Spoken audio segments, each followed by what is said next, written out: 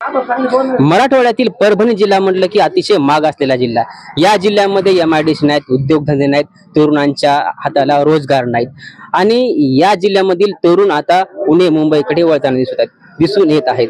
या जिल्ह्यामध्ये विकास का बरं नाही, रोजगार का नाहीत, उद्योगाच्या संधी का नाहीत, याविषयी जाणून घेण्याचा आपण या चॅनलच्या माध्यमातून प्रयत्न करणार आहोत. आता लोकसभेच्या निवडणुका जवळ आलेल्या आहेत. येत्या 26 एप्रिलला लोकसभेच्या निवडणुका देखील होणार आहेत आणि या निवडणुकीच्या तोंडावर खेडेगावामध्ये कोणत्या उमेदवाराला संधी देण्याचा विचार करणार आहेत गावातील लोक. त्यामुळे गावातील लोकांचं जनमत घेण्याचा आपण प्रयत्न करणार आहोत. नमस्कार, मी प्रमोद.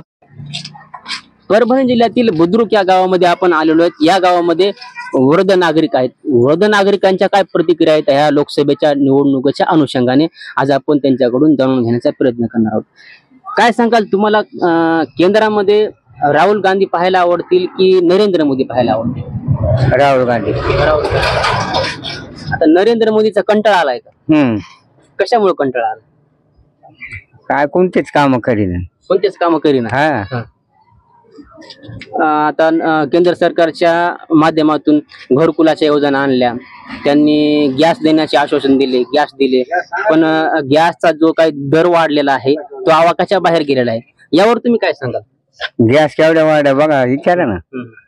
काय उपयोग आहे त्या गॅसचा? केंद्र सरकारने किंवा राज्य सरकारने घरकुलाच्या योजना आणल्या. 1,20,000 ते 30,000च्या निधी हा घरकुलासाठी दिला. तेवढ्या पैशामध्ये घर बांधणं होतंय का? नाही होत. नाही. काय सांगाल बाबा, आता राज्य सरकार किंवा केंद्र सरकारकडून घरकुलाची योजना राबवली जाते. 1,20,000 रुपये किंवा 1,30,000 रुपये त्याचा निधी आहे. त्या निधीमध्ये तुम्हाला घर बांधता येते का? नाही. काय अडचणी काय येतात समोर तुम्हाला? त्याच्यात कसं घर होईल? घरून पैसे घालून घर बांधले. हो.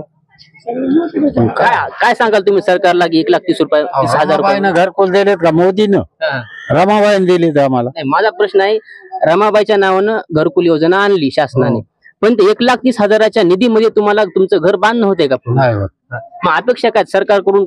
काय सांगाल तुम्ही? वाढवून द्यावं ना, जे काय असेल ते. किती वाढवून द्यायला पाहिजे? 1,00,000 2,00,000. जर सिटीला 2.5 लाख आहेत तसं खेड्या नाहीत का? नाही. सिटीला 2.5 लाख 3 लाख रुपये घरकुल आहे, इथं नाही.